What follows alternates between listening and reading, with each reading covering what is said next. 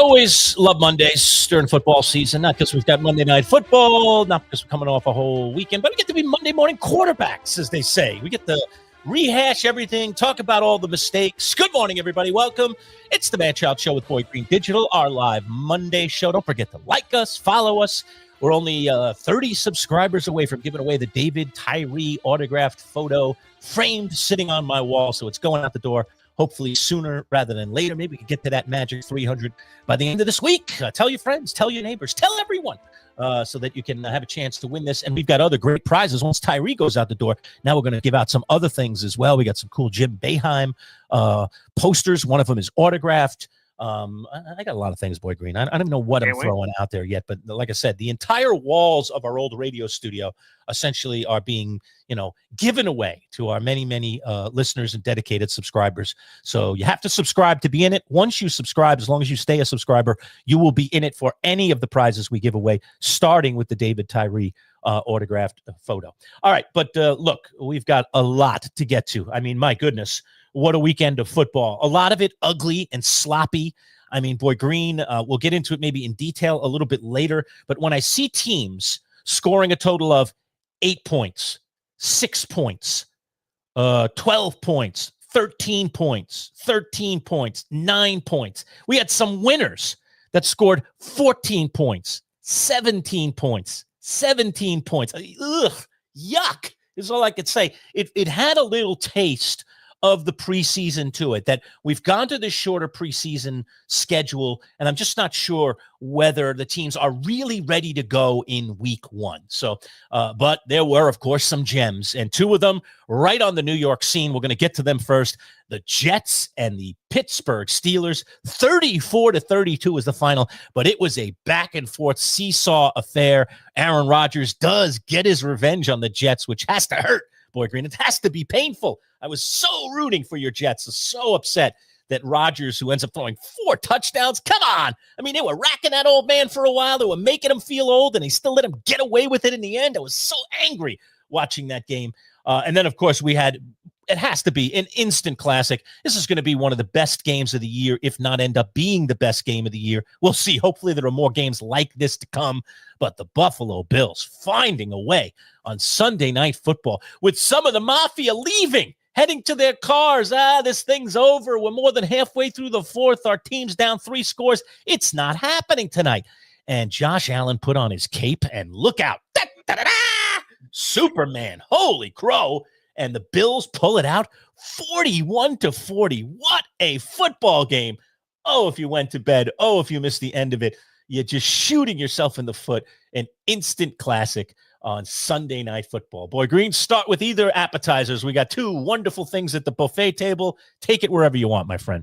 Yeah, I'll start off there with that Bills-Ravens game. And Josh Allen even called out the fans during his one-on-one on Sunday Night Football as game balls are being handed out. He said, Bills Mafia, noticed a bunch of you were leaving with 5 minutes to go. At that point, they were down 15 points with 5 minutes to go in the fourth quarter. So I noticed a lot of you guys leaving.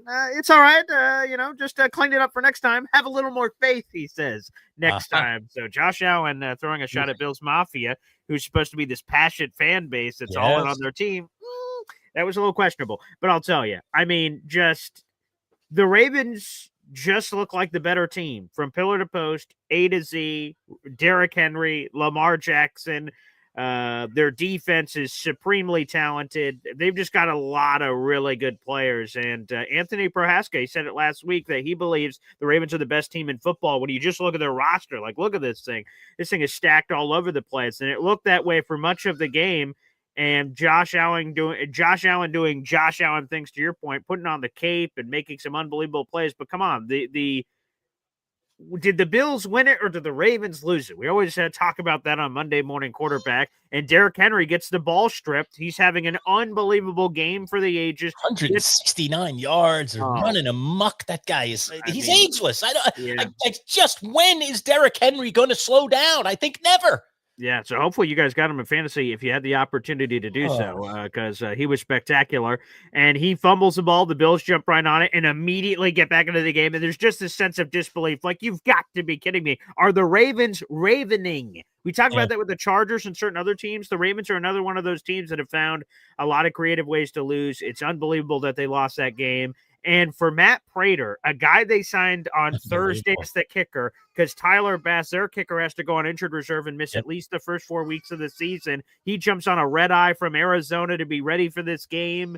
He doesn't even know his teammates' names, he was saying. And with a very unique situation with the amount of timeouts the Ravens had and what the Bills had available, what ultimately had to play out for the Bills as they're playing the game with the Ravens and forcing them to use their timeouts is it was 4th and goal with 30 seconds to go, but clock running. So the Bills could not stop the clock. So they had to run out the field goal unit and line it all up, but also try to maximize all the time on the clock. If they mess up, let's say I'll start game over. It's a running clock, 10-second runoff, and they lose the game. So they had to be focused. And again, for a guy who just showed up days earlier, unbelievable. So big salute to the Bills. They pulled it out. But I think really, to me, the story is the Ravens blowing it versus the Bills seizing it. These older kickers, I mean, the Giants have Graham Gano. He's got to be around 40. You know, there are a handful of them. They're invaluable. It's the been there, done that factor. And Prater is one of those guys. And you wonder 4 weeks into the season, I mean, especially if Prater starts the season hot, as clearly he has in game one, the Bills might have a tough decision about what are they going to do with Tyler Bass. Do you just bring this guy back and you show your loyalty to that guy and let Prater go? I mean, man, Prater's already like etched in the annals of Bills history by this epic performance and kicking this game-winning field goal in a critical game that many think could decide the number one seed. Is this game a telltale of things to come in terms of who's going to win the AFC title and get back to the Super Bowl? Certainly the Chiefs didn't look like world beaters, so I think we can listen, the Chiefs will have better days, and the Chargers are not a laughing stock team, but the Chiefs are going to regress this year. I said it before the season started. I'm not just saying it because of what we saw on Friday. I believed it before the season started, and Friday helped convince me it's a lot closer to being true than not being true. Now, look, I'd never put, anything against Patrick Mahomes and Andy Reid and what they can concoct, but concocting something and having the roster to get there are two very different things. The Bills and the Ravens look like they are rostered to win.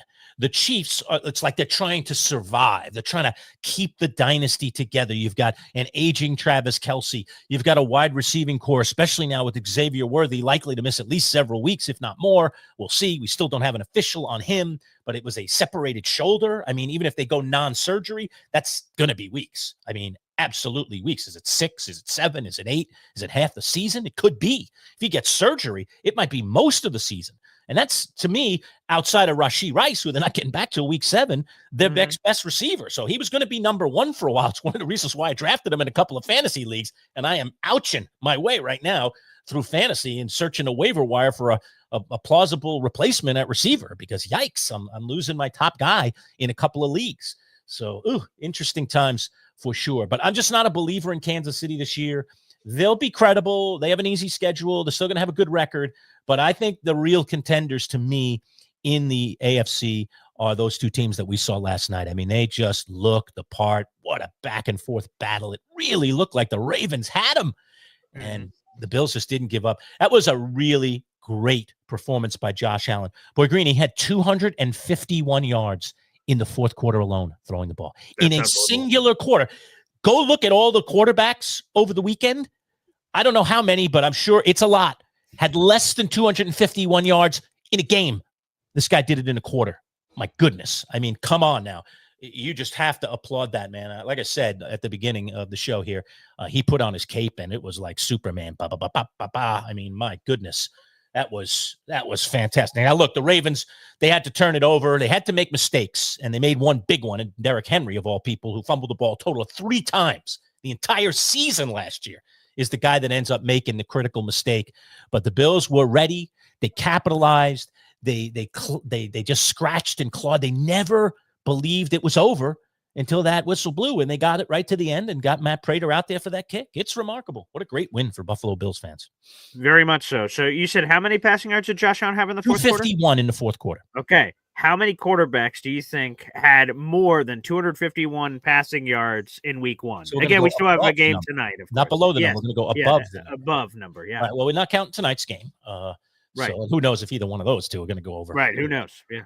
So how many went over? I'm going to say 251 yards passing, yeah. I'm going to say this might be too many, but I'm going to guess 5.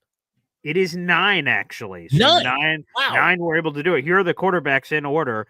Josh Allen, Geno Smith, Justin Herbert, Michael Penix Jr., Joe Flacco, Drake May, Brock Purdy, Daniel Jones, of course, and Patrick Mahomes. What a game Jones had. We can get into that later. Boy, wow.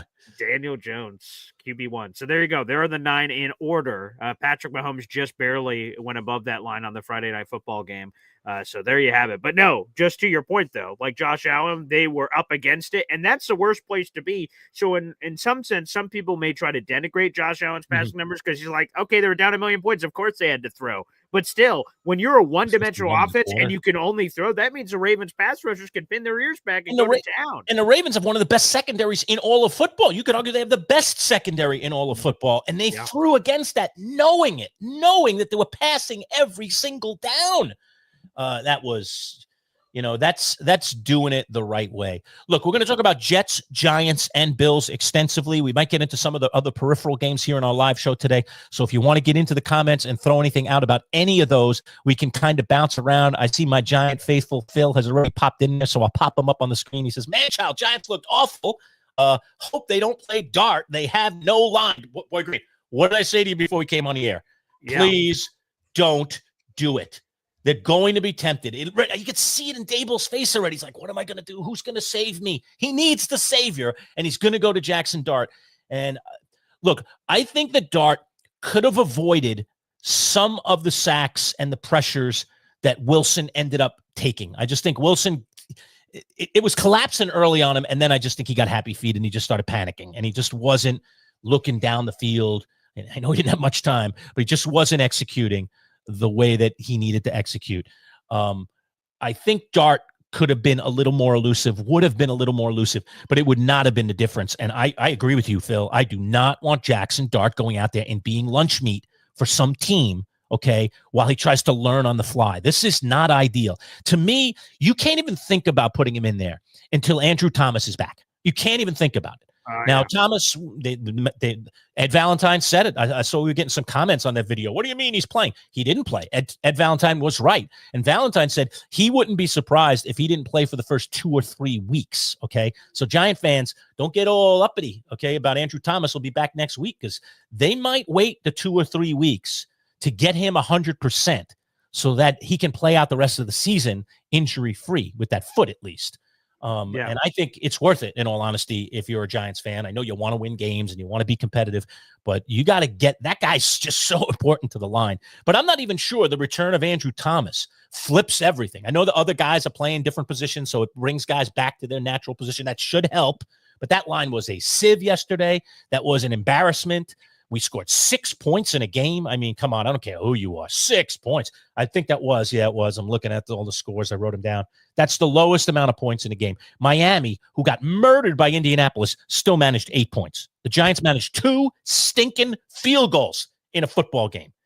Yikes. Yes, Giant fans, not too happy today. Sorry. But real quick on the Giants thing, just because we're there, this is the reason why Phil is saying, I hope not, because Giants head coach Brian Dable after the game did not commit to Russell Wilson as even the week 2 starter, which has opened the Jaxson door. Here's some more Jaxson Dart door, of that potentially coming on. When he was asked if he would consider starting Jaxson Dart next week, he said, quote, "We're going to get home and look at our game." And this is the interpretation of Jordan Renan from ESPN. Nothing the Giants coach said afterwards seemed to offer any significant clarity either. quote, "Yeah, we're just right here after the game. I've got confidence. We have to do better overall, coaches, players, and everybody. So we'll get focused and we'll get ready for Dallas." He kept avoiding answering the question, that's weird. I was going to say he did do one thing, Boy Green, and that is he said at least once in the post-game comments that he believed it wasn't Russell Wilson's fault. Okay. I did not see that. That's the one thing he did say is, essentially, I think he was trying to say nicely, like, I'm not today. That offensive line stunk. Okay. That's what he wanted to say. He doesn't want to, denigrate his guys, but he said, that wasn't on Russell Wilson, was kind of what he said. I think those might have been his exact words or close to it. That wasn't on Russell Wilson. Wilson. So is there something to read here or not? On this Jaxson Dart, is the door open based on his comments? There's something. Okay. I mean, yes. If you're not going to be emphatic and you're not going to say, no, Russell's still our starter, please stop asking the questions. I'll let you know if and when there's going to be a change. That wasn't Russell's fault. That wasn't Russell's bad. We're moving forward with Russell next week. The minute you don't say that, you of course are already thinking of, there's no doubt. He's looking. I don't know that he's got a date in mind yet. I don't know what he's got in mind. I mean, he'd love for the Giants to get a few wins so his hand isn't forced. But if they start the season, 0-3, 0-4, it's over. I mean, and it could be 0-1. It might be 0-1 and it's over. If he sees that, he believes that Dart could have created more time, got a few of those passes out, shook a few of those rushers, then he's going to go to him. The funny thing about it, too, I was thinking about this morning, is a number of years ago, I'm going to say 10-ish years ago, maybe even a little less, Russell Wilson was playing for Seattle, and their line got badly damaged, badly hurt. There was several guys on the line that got hurt, and he was running for his life the whole season, but he survived it because he was just a really elusive guy. He's always had that kind of ability to slink around in that pocket and not get caught, and he had a wonderful season that year where their line was a sieve. So I was just hoping, could they turn back the clock a little bit and Russell, gets mobile Russell back. But I mean, you see some of the hits he took? I mean, he took one like under the chin. We got like thrown back. I was like, oh my God, how's he getting up from that? Like, he took some brutal hits in that game. Brutal. Yeah. So, and let's note our NFL insider, Matt Lombardo, who joins us every week for our picks against the spread segment, which we'll get to that at some point. When you go through that entire process, he said, circle the date on the Giants schedule, week 5, New Orleans Saints. Now, maybe it doesn't even make it there based on the latest intel. I know. But he had that game circled because here are the next couple of games for the Giants. They travel to Dallas to play the Cowboys, who look very game against the Eagles in the season opener against the Philadelphia Eagles. Don't you think? I mean, let's just start with the Cowboys. I'll let you get all the games out in a second. The Cowboys don't have Parsons. Okay, Parsons is a game wrecker. He's not there. Right. The Giants line didn't play well this week. They did not. The Giants have to smell blood in the water that if they're going to get an early season win, because we know how tough the schedule is. I'll let you go through the next bunch of games. This might be a gettable one. I know it's in Dallas, but Dallas is not, I don't think they're going to be a great team. They're 0-1, just like the Giants. I know they play better than the Giants. They look really good, better team than the Giants. But to me, you have to look at that game as potentially gettable with Parsons not there. And maybe they are going to just pull the trigger early. Just go, let's go. Let's just that go. Would let's be just let the Band-Aid off. Let's go. In Dallas. That would be bold. I know. It would be bold. As the start to that. I don't think it really helps the growth of this young quarterback, which I think should be the number one thing that the franchise should be thinking about. But Brian Dable's got bigger things to think about, like whether or not he's going to be a head coach in the NFL next year. And if he thinks he's got anything in the toolbox that could help him keep his job, guess what he's going to do? He's going to use that tool. Wouldn't you? Sure. I mean, wouldn't you? Let's put ourselves all in Brian Dable's shoes for a second. Not in week 2. I know, but I'm just saying, if you think you've got something in the toolbox that gets you a W, okay, you're going to use it. And if he thinks Dart can get them a W, he's going to use it. I'm Maybe that they throw him out there. I don't want them to throw him out there. Yeah, I don't know. Again, if I'm Dable and I'm desperate, because here's the thing. I think the Giants are and we can all debate this, I guess, but I think they're a world-class organization or have been historically, multiple Super Bowls, iconic franchise, all these other things. I'd be surprised, no matter how it goes here, Brian Dable, that he gets fired midseason. That would surprise me. Although it's happened before. Who was the one that got fired middle of the season? Who was that? Who's the mustache guy? Ben McAdoo? Oh, McAdoo. He was the interim guy, right? McAdoo got Yeah. So there you go. So anywho. But the point is, if I'm Ryan Dable, unless it goes horrifically wrong, I don't see him getting fired midseason. So you have the Jaxson Dart thing in your back pocket, is what I'm saying. And that if you're like, oh boy, my only chance to save my job is to show that Dart had something. And hey, look, if you really want this to be maximized and you want to see him take the next step, you've got to bring me back, or else you're going to jeopardize this young quarterback's career. And do you want to do that, Giants? So, like, that's what I would say. So this would feel a little bit early from that perspective, but, I don't know. But I would say, so here's that schedule alert. So at Dallas, week 2. But don't worry, the Giants have back-to-back home games. It just happened to be against the Kansas City Chiefs and the LA Chargers in back-to-back games. Yeah, that's not good. And then week 5, they're at New Orleans. And then here's just the next couple. Why not? Let's see. Week 5. Week 6, they're home for the Eagles in a primetime game. Then they're at Denver and at Philadelphia. I mean, that is just a murder. There just aren't a lot of wins there. There just aren't a lot of wins. I just don't see it. So doesn't this Dallas game look promising, Paul? When you look at what's in front of you, I guess comparatively. You see Dallas and you see New Orleans. And you say, okay, those are 2 winnable games. You look at those other games. How winnable are those games? Yeah, Not very. Not very. I mean, you got to play superior football to beat any of those teams, and some of them are on the road. Yeah, we said it before the season started, and they have a brutal schedule. And you're going to throw Jaxson Dart to the Wolves under those games. Like, then you should have just started him yesterday. Right. Then what was the point? Right. You just should have started him yesterday. If the point is to develop this guy properly and not put him in there before he's 100% ready and has full command, okay, then really these wins and losses should not matter. It really should just come down to when he's ready, and that's it. But when you've got a GM and a coach worried about their job, it changes everything. It changes everything. We can talk some more about the Giants. Yeah, but the Giants weren't the game that we should be leading the show with today and talking about. Phil, thank you for your question, by the way. We should be talking about the Jets. We should be talking about the Bills. We got a little bit on the Bills. Let's jump over to the Jets for a little bit. So, I mean, you're Mr. Jet. You want to win the Super Bowl every year. I know. You're out of your mind, but you see everything through green colored glasses. But I mean, is this promising? Like, how do you come out of this one? Do you come out of this one just like, oh, exactly what Jake Asman said? One thing we don't want is for Aaron Rodgers to come out there and give us a great performance and stick it to us, and that's kind of what happened here. Although it took a Boswell 60-yard field goal, which, Boswell's a very good kicker, but he's not specialized in the 60-yarder. So, and he really thumped that one. That was a wonderful kick. Great kick.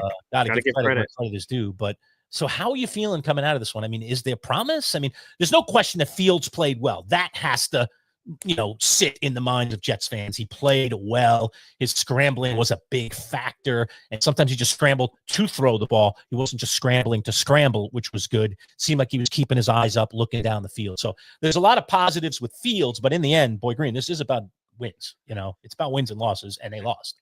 And that has been, speaking of Jake Asman, who will join us later this week, that was I've heard some of his post-game commentary, and that is his message. Like, hey man, screw moral cookies. Yeah, this is wins and losses. I'm so, and this is Jake speaking, he's so sick and tired of seeing losses that you're going to try to sell me on a silver lining. Like, that's enough. Enough is enough. And I agree with a lot of that, like, again, we've had one winning season the last 14 years. We definitely want wins. However, this was a wild game. Week ones are crazy. As Old Yank pointed out earlier in the chat, 7 lead changes in this crazy back and forth Jets Steelers game. But it was great to see competent offense. The Jets' first 4 drives of the game, outside of the one that was at the end of the half where they didn't have a lot of time left, they went field goal, touchdown, touchdown, field goal. So, like, they were putting up points left and right. And to your point, Justin Fields looked awesome. Here was Justin Fields' final stat line: 73% completion percentage, 218 passing yards, 3 total touchdowns, no turnovers, and he ran for another 48 yards. That was efficient Justin Fields football. The numbers were spectacular. Justin played as well as he could have possibly played in that game. And to me, that's encouraging. It makes you think, as a Jets fan, I think we found our QB1. I think we found our franchise guy. If he's playing like this, we don't need 300-plus passing yards. He was just efficient. He had confidence. There was decisiveness. He knew where he wanted to go. And Justin Fields even mentioned it after the game. Of course, it's wins and losses, but he went like, A lot of people didn't expect that basically from me today and from this team. And he said he was referencing the Steelers, added a lot of Hall of Famers on that defense, and we put up 32 points on them and over 400 yards of offense. And he's right. So to me, Lerch, obviously I'm disappointed with the loss. Seeing Aaron Rodgers in his smug grin and doing the put his hand up to his ear to the Jet fans and egging them on as he walked off the field was super annoying. When he went up to the presser and said, "I heard all the boo birds out there from the fans. Thank you, that juiced me up." And then he said, "Hey, there's a few people in that Jets building who didn't think I could play anymore. It was nice to remind them that I still can." All that was annoying. But here's the good thing. The Aaron Rodgers thing is over.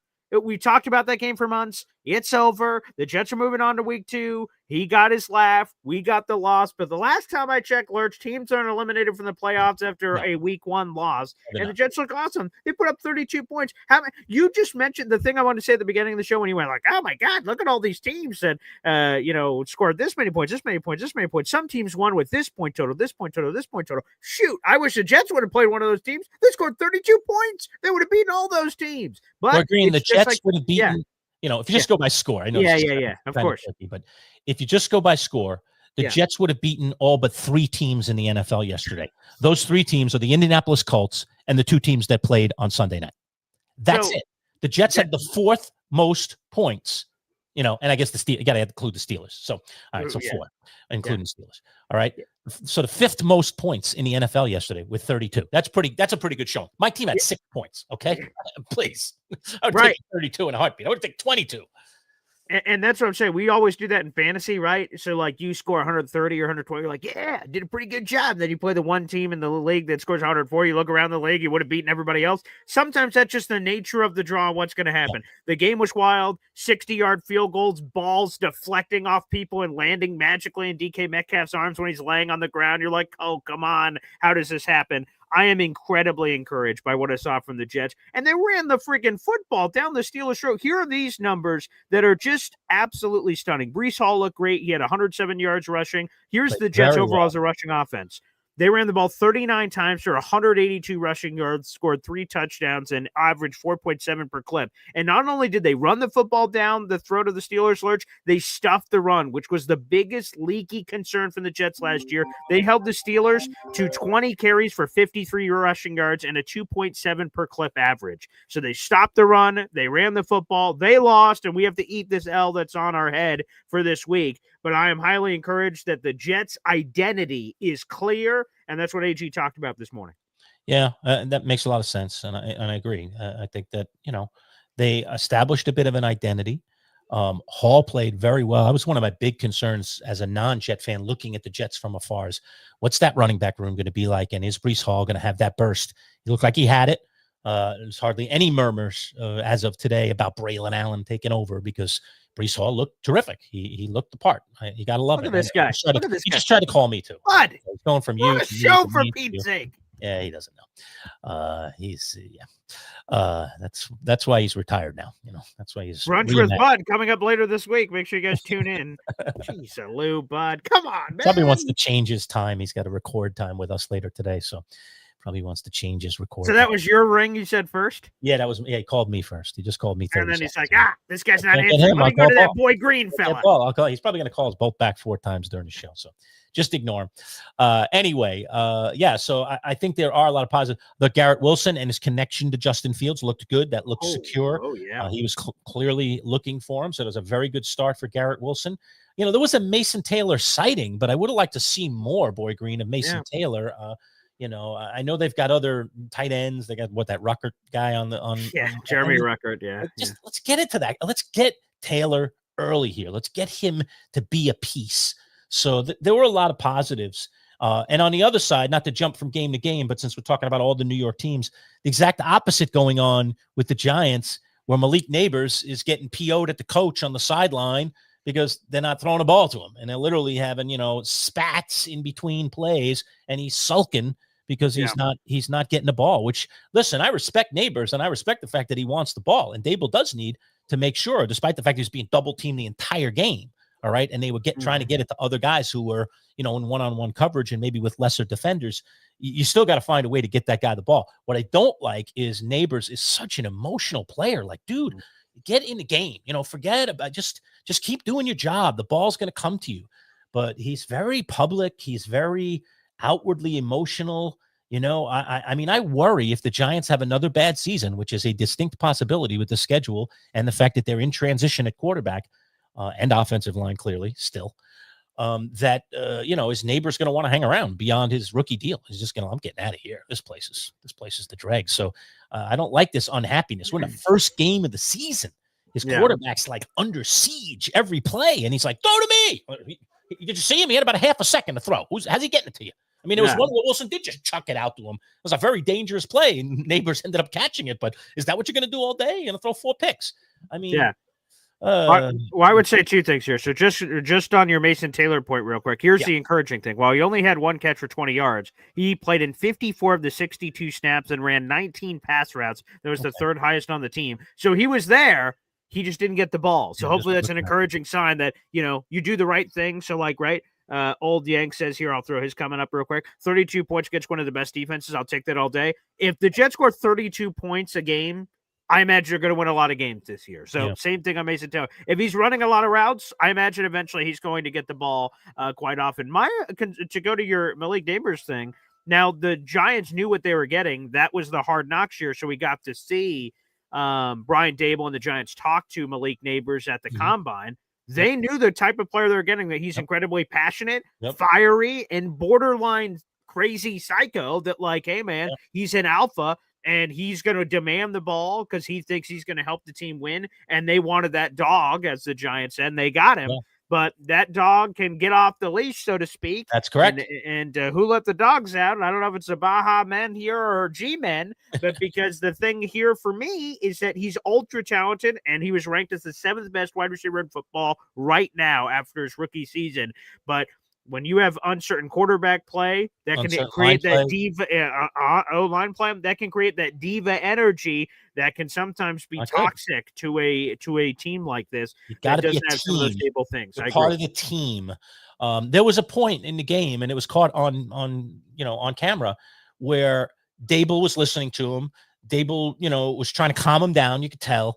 And then he thought he had him. He thought, he's like, come on, don't worry. We're going to get you the ball. And then he put out his hand for a high five, and Neighbors just gave him the no thanks, and then he kind of patted him on the shoulder pad to try to just kind of buffer it. You're like, awkward, right? Awkward. I don't respect you, coach. That was what that said. What that said is, I appreciate what you're saying, coach, but I don't respect you. You know, when you lose that respect between player and coach, that becomes a very dangerous place. And I know we're 1 game, but yikes. Come on, Malik. It's 1 game. Man. Let's take a pill here, man. You don't even have your real quarterback in there yet. Let's just, there's a process to this thing. You don't just snap your fingers and get great. And the Giants, they may have looked good in the preseason, but snapping their fingers in a regular season game against a real opponent, that didn't work out so well. Yeah, I don't think so. Especially without your left tackle. It just, but I'm just worried that Andrew Thomas, while it's going to help, is not going to fix this. And we've been trying to fix it for, God, it feels like 10 years, maybe more. I mean, right. It's like as the world turns, I just can't take it anymore. Just can we please pay them whatever we need to pay? Just give us some hog mollies who can blow a hole open for a running back and who can stop some pass rushers. Because that thing was a leaky dam yesterday, all game long. It never stopped. It was a leaky dam the entire game. Yeah. Oof, that hurt. Today's broadcast, by the way, brought to you by our friends at Play It Again Sports. Play It Again down on Erie Boulevard in DeWitt, where you can bring in your used sporting goods and get money or store credit for it. And also you can buy your sporting goods used, help the environment out, and save a ton of money. So whether it's golf clubs, whether it's baseball gear, now we're heading into football season, whatever it is, go see our friends that Play It Again Sports. And remember, they need your stuff. So bring your gently used stuff in and get some cash for it rather than just sitting in the basement or in the garage. Get some money for it. Get it out of there, man. It's always nice to have that extra space in your closet, in your garage, in your basement. So go do it today. Again, down on Erie Boulevard in DeWitt. All right, let me just take 30 seconds. We'll hear a little bit more from our friends at Play It Again. We'll come back. We've got plenty more Giants, Bills, Jets talk, and I want to get into a few of the peripheral games. How about my Indianapolis Colts? Whoa, did they put on a show? And how bad are the Carolina Panthers? They didn't look too good either. I think the Giants look bad. Panthers right up there with the Giants. Could be number 1 and 2 pick coming up in this year's draft. After one game, we're ready to make that judgment. All right, stick around. Plenty more to come. Manchild Show with Boy Green Digital. Don't forget to like us, hit the old thumbs up, and subscribe at MC Show Digital on our YouTube page. Be right back. Warm weather sports season is here, and if you want to gear up and save money on some of the top brands of golf, soccer, and baseball equipment, and much more, Play It Again Sports can be your solution. With both new and gently used gear, Play It Again has prices way less than regular retail stores. And for all you golfers out there, get some quick money for those clubs you've got stashed away and are collecting dust. Play It Again is always looking for quality gear. No appointment necessary. Just bring it into the store. Play It Again Sports in the DeWitt Town Center on Erie Boulevard. Don't spend more. Play it again. Play It Again Sports. Syracuse.com. All right, Boy Green. One of the things, so like you said, on the Jets side, a lot of positives. Fields looking like the guy. You're already convinced. It's going to take a few games for me to be more convinced, but I liked what I saw. Yeah. Clearly, the connection with Garrett Wilson, which didn't exist during the preseason, existed very much in game one. I want to see more Mason Taylor. I think the Jets need to utilize that weapon and utilize the tight end just more in their offensive scheme. But the one thing I would suppose you have to be a little disappointed about, I mean, you said there, okay, the run defense looked better, but they just, the Steelers scored 34 points on them. Aaron Rodgers scored 34 points on them. I mean, Aaron Rodgers was having trouble getting out of bed last year for the Jets. All right. He scored 34. He threw for 4 touchdowns. Yeah. Drove them down the field when they needed to. So the defense really bent a lot. So where are your worries there? Because it can't all be, a bed of roses when you give up 34 to a team like the Steelers. It's not exactly known for their scoring prowess. We was expecting this thing to be a pillow fight. We were expecting this to be what they said, 21-20 game. That's what I was thinking. I wasn't expecting 34-32. I was expecting 21-20. As a matter of fact, I threw down a couple of parlays. I'm the parlay guy when it comes to my betting. Nothing less than 3 legs. So, but I put one of my parlays was the Jets and Steelers under in the first half, and the over was 19.5, Boy Green. So I was willing to say this thing is going to be just a mud fight, just a scrum in the first half. Nobody's going to have their footing. Rodgers is going to mess up. The Jets are going to get to him. Fields is going to be a little lost early, not finding his receivers, and it just isn't going to work. And then I'm like, oh my God, this thing's going to blow up by the end of the first quarter. So I did not win the under on that one. The game went way over. I mean, that's 68. I mean, 66 points. They went over any possible over that could have existed. Way over. So all these other games were I could have got unders on, and I decided to pick up all games of the Jets, and I got burned on that one. So that blew that one parlay off. But I did win one of my 3 parlays. I put 3 parlays out there, and I did win one. Okay. Yeah, but to answer your question, it is definitely not all peaches and rainbows, and I'm not going to paint that picture at all.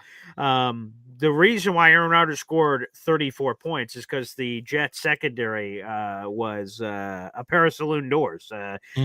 Now, let's give the one flower that needs to be given, and then let's address the elephant. Okay. The flower is Sauce Gardner, who shadowed DK Metcalf for 99% of the game. I have the image here, which I can throw up on the scouting. Shout out to ESPN's Rich Cimini for this statistic on how much the shadowing. I believe we have it here. Here it is. Sauce Gardner traveled with DK Metcalf pretty much a whole game. 30 of 34 pass coverage snaps. For the game, Gardner allowed only 2 catches for 18 yards as the nearest defender. Nice. And as we mentioned, one of them, Sauce Gardner deflected away, which was a great play. It bounced off a Jet, bounced off a Steeler, and then landed on DK Metcalf, who was laying on the ground, and he caught it. So that's one of the 2 catches he allowed. So that was a little bit, oblong-shaped football, and it happened to land on his lap. But besides that, Sauce Gardner did a terrific job. He's the highest-paid quarter of football, and he played like it, and he traveled with DK Metcalf, which was great. Now, put that one aside. The rest of the secondary, good Lord have mercy. It was awful. Michael Carter II, who's considered and paid like one of the highest paid nickel corners in football, he didn't have his sea legs under him. Now, he missed a lot of time last year with injuries, but that's no excuse. His tackling was off. A simple play. Speaking of DK Metcalf, this is a play that Sauce wasn't on him. It was a 3rd down play. DK got the ball. If Michael Carter wraps him up, it's a gain of nothing, and then the Steelers punt. Instead, DK Metcalf jukes Michael Carter II out of his shoes and goes 50 yards down the sideline. That was terrible. Michael Carter II had a couple of those other issues. The other corner, Brandon Stevens. This was much maligned, Lerch. This may be in the minutia in Jet fan world. Not sure if it existed out to the rest of the NFL, but the Jets signed Brandon Stevens to a 3-year deal for around $36 million this offseason. And that caught the eye of Ravens fans who said, woo, Brandon Stevens stinks. You guys can have him, Jets. Jet fans were very concerned about that addition. But what Aaron Glenn, the head coach, said is he's got the traits. I can get it out of him. Basically, I'm a good coach. All I need is the talent, and I can coach the rest out of him. And he was a sieve. He was caught out of position, inconsistent tackler, and there's too many broken coverages. Aaron Rodgers did dice up the Jets defense, but there was a lot of wide open people that were just open. It seemed like miscommunications. Also, there's a lot of issues in the secondary, and Lerch, as we're both broadcasting here in the Syracuse area, Andre Sisco did not perform very well. No. He got caught with his pants down several times. Now, he wasn't nearly as bad as his running mate, Tony Adams, who was much worse, but still, they were bad. That was how Aaron Rodgers was able to carve up the Jets secondary. So that was for the most part. And then one other thing I would just say, the Jets had 7 penalties for 74 yards yesterday. There are a couple of penalties that you just can't do. It's just dumb. And one of them came from a first-team All-Pro in Quincy Williams, a Steelers running back. So the Steelers ran a halfback toss to the left, and it was going for nowhere. There's multiple Jets in the area, so the Steeler was just going out of bounds. Yep. And it would have been a loss of like 3 yards. I saw that play. 4 or 5 yards out of bounds. Quincy Williams rails him, and I immediately go, what in the world? That was not close at all. Sometimes it's close. A quarterback skirting the sideline, he's daring the defender to hit him. Then you get the late flag. Quincy just made a stupid play, which completely turned that drive around for the Steelers. What turned from a negative 3-yard play, which would automatic first down and 15 yards further down the field. So there was some undisciplined penalties. I would say the encouraging sign, as Aaron Glenn said this morning before we started the show, Lerch, is that there's only 1 pre-snap penalty for the Jets. So 7 penalties, 74 yards, not good. 1 pre-snap penalty. The Jets were the most penalized team in football last year. Aaron Glenn liked that part, but they got to rein in the discipline or they're not going to win many games. Yeah. I mean, a couple of things thrown up in the comments, so I'll jump on over for a minute. Anthony says, just a question. How do you feel about signing Stephon Gilmore to help out on the opposite side of Sauce? We're going to get picked on that side, if things stay the same. Are there any guys out there, or Gilmore's out there? Are there any guys out there that might make any sense to the Jets? It's a tough time of year to start searching for guys. This is why you go through training camp. You try to figure it out. You look at other people's cuts, but there always are, a couple of stray guys out there. Well, I'll start off with this because obviously, like I said, Brandon Stevens has been a topic of conversation because of how poorly he played. AG said he was encouraged, despite what some fans see or saw in the game from Brandon Stevens. And he said there's a few things he has to clean up, but they have no issues. They believe they're going to be able to clean that up. So it sounds like Brandon Stevens isn't heading to the bench anytime soon, folks. For any of you out in the universe, they're like, oh, man, maybe the Jets will make a switch. They have Azareye'h Thomas there on the roster as well. Could that be something that they look into? So this would not be an immediate thing, but I'll answer the question. Yes, Stephon Gilmore is out there. He's about to be 35, so he's older. That's not normally a player that Aaron Glenn would look at. Here's some other corners out there. I like Gilmore. I don't know if that's where they would go. James Bradbury's another veteran. He's a little bit younger. He's 32 years of age, was in that Super Bowl Eagles a couple of years. Yeah. So he's a significant name. For sure. Kendall Fuller's out there as well. He was previously with the Miami Dolphins. He's an okay, fine player. But those are the big names, and then they drop off significantly. Then we're just swimming in a pool of a lot of random players out there in the universe. One other one that's really talented, but he's dealing with some very serious health issues. Asante Samuel Jr., the name should ring a bell. He's a legacy player. He's 25 years old, but I believe it was a neck injury that he dealt with most recently. So a lot of folks are sort of scared off by that. Obviously, he's talented. So, I don't know what the medicals are on him. But long story short, there are a couple of names out there that are sort of semi-interesting for the Jets. But Aaron Glenn does not seem like he's going to panic after one game as it pertains to Brandon Stevens. They give him a nice contract. 23 of that $36 million was guaranteed. So they're going to see this thing through. I would say if they did make a change for Brandon Stevens, it would be going to the rookie Azareye'h Thomas, who a lot of people thought could have been a first-round pick, but he ran a slow 40-yard dash time, so he slipped in the draft to the Jets in the 3rd round. But it doesn't sound like that'll be happening anytime soon. Yeah, that makes sense. Was there something going on with the field? Here's a comment about the field. Badshaw saying guys were slipping and tripping a lot. I did see some of that. I was flipping back and forth between games, but I did see a lot of the Jets game. You notice anything? And that was at the Meadowlands. So, I mean, you should have your field ready this time of year. Yeah, there was a lot of rain for so what would that be, 7, 8, 9, 10, 11? So there was about 5 hours of rain on the field before the game, but it cleared up before kickoff. So there wasn't rain happening on the field, but I double checked this. The MetLife Stadium has a drainage system built into the field, so they don't tarp it like a baseball field. The water is supposed to hit, and then it's supposed to go through their draining system and basically keep the field as dry as you can possibly keep it dry in that sort of circumstance. So I did notice how people were slipping and tripping around. I would love to blame it on the rain or water or anything. Like Justin Fields also had a slip on a read option play. I just think it was them slipping on the field and the normal MetLife Stadium issues.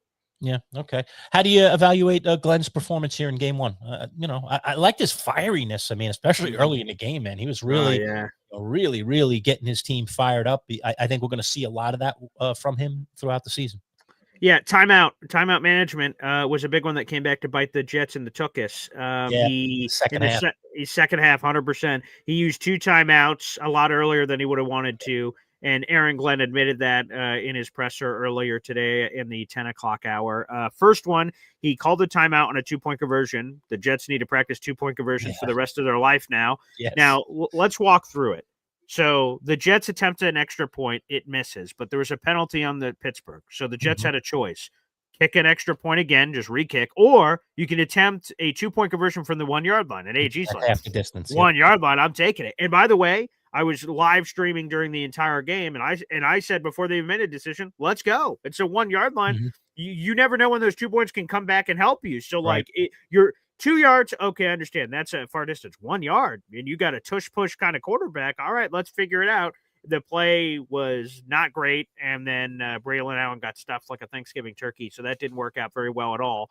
On the second 2-point conversion play that they attempted later to try to make up the difference on missing the first one, Justin Fields threw it in triple coverage to Garrett Wilson, and it was incomplete. So on the second one, Aaron Glenn called the timeout on a 2-point conversion. Now, if you call a timeout on a 2-point conversion, I get it. It's a big play. You better convert, because then you burn a timeout and you miss a 2-point conversion, which came back to hurt them. So when they got to the end of the game, the Steelers were able to run out a lot of clock. If they had those timeouts, the Jets would have had a lot more time, and all they would have needed is a field goal. It was a 2-point game. A field goal wins the game. That was a big piece of the puzzle. So AG, he was fiery. I'm curious. It seemed like they made some really good second halftime adjustments rather.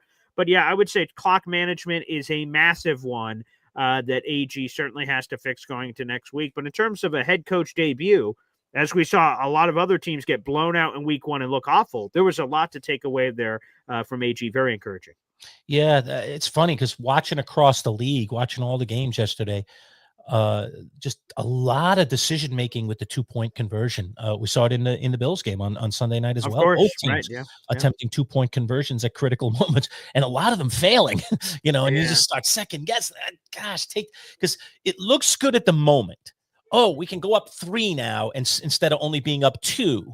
Or we can get it to 4 instead of 3. Or we can get it to 8 or to 9, try and push out beyond a touchdown, or make it at least a touchdown. 2 possessions, right. So that temptation is there. But then if you miss a few of them, then you add them up and you say, if we just went extra point, guess what? That field goal doesn't win the game now. We're in overtime. Or we win by a point. Boy, that 2-point conversion is like this great, it's like a temptation. It's like you got the evil angel on your right shoulder, and the nice angel over here, you're one side of your conscience and the other, and you're like, oh, that looks so juicy. Go for it, And then when you don't get it, the other angel's like, you dummy, look where you could have been, So, and that's what the fans are saying. When I was doing the live stream yesterday, I immediately say, oh, you got to go take advantage. The devil was winning on my shoulder. Yeah, you're closer. Yeah, you want the 2 points, don't you? And then everyone else was like, wait, let's just take the 1 point. Let's not be greedy. Let's take it. We're 1 yard closer. Great. Okay. We have this penalty here, or 5 yards closer, whatever it would have been, because now the extra points are backed up. Great. We'll kick it a little bit closer. Let's just guarantee our extra point and move on. So yeah, there was that. It's a hilarious way to describe that, but it was this devil angel thing, and obviously it affected the rest of the league too. And if the Jets would have simply just taken their extra points, it's a tie game at the end, and they were going to win it or push it to overtime, and everything changes, of course. Remember a bunch of years ago, and I think it was Brandon Staley was the head coach of the Chargers, and he was the go for 2 guy. Like, what is he? He was just constantly going for 2, and the whole thought was it all evens out, except when it doesn't even out. I'll tell you what, if I were a head coach, I wouldn't go for 2 until I had to go for 2. I just don't like in the middle of the game, and in particularly early in the game, but even middle of the game, early and middle of the game, I'm not messing around with the score. There's too much game to go to be thinking about, oh, that'll get us up 2 scores. Think about it in the fourth quarter. That's a different story. Some of the decisions that the Bills and the Ravens were making were different. That's a different story. Because there was a weird scoring on Right. the Bills-Ravens game last night. The Bills had to make a choice. So we were at one point, they were down at 9. Do they kick the extra point, make it 8? It's a 1-possession game and keep playing. Or do we take the 2 and we know what we have to do? It's 7 points. They kicked the extra point to make it 8. And when they had the opportunity later, they scored the touchdown and it said, oh, well, we know what you have to do. We got to go for 2. And they missed it, which led to all kinds of theatrics at the end with Derrick Henry fumbling and getting them back into the game. Right. But there are times when you're up against it and you have to. Those to me, if I were a head coach, those are the only times I'd be going for 2. I just see it burn coaches too many times, and it comes back to haunt you later. And then you're just like, if I had just played the percentages here, I would have been fine. These guys, generally speaking, most coaches, and Bud and I have talked about this for years, going back to 23 years we did radio. Coaches in the NFL and in college, for that matter, 99% of them are like these ultra conservative people. They always play it safe. They're always trying to just get to the finish line and win by 1, and that's all you got to do. They don't take chances. And then we get this 2-point conversion hit, and then everybody becomes a gunslinger. And you're just like, wait a minute. In every other area, you play it conservative, but this is the area. You punt it on 4th down. No, there aren't that many Dan Campbells out there. Riverboat Rons, sure. Some here or there. Jack Del Rio. Yeah, there were a few, but I mean, most coaches, 90% of them, no way, no chance. I'm playing the percentages. And then you get this 2-point conversion in the game now, and coaches just throwing caution to the wind early in games. You're just like, what are they doing? No, I'm always screaming, don't do it, just kick it. What are you doing? Can't resist the urge. The big red button in the middle of the room. Of the time or something, you make the kick. Just make the kick. Take the point. Get out. Yeah. I don't know. A lot of coaches, they don't believe it. Some other teams that I want to at least get mention of, Boy Green, during today's broadcast, the Green Bay Packers looked awful good. And I know the Lions didn't. I'm not ready to write the Lions off just because they only scored 13 points and they were not the 33-point juggernaut that they were averaging last year. I think they were the top team in the NFL, or one of the top teams in scoring. So they averaged over 33 points a game. They only scored 13 points. But let's not forget, that was a road game. That's game 1 of the regular season. Goff actually didn't even look that bad in that game. They just couldn't get it across the goal line. They couldn't do some things. And Green Bay's a quality team, and they're playing in their own building. So, and they had that burst of having Micah Parsons. Did you see the pregame introductions? I did, Parsons was the last one running out there with his big number 1 now. He's wearing number 1. Yeah, very weird. 11's not available.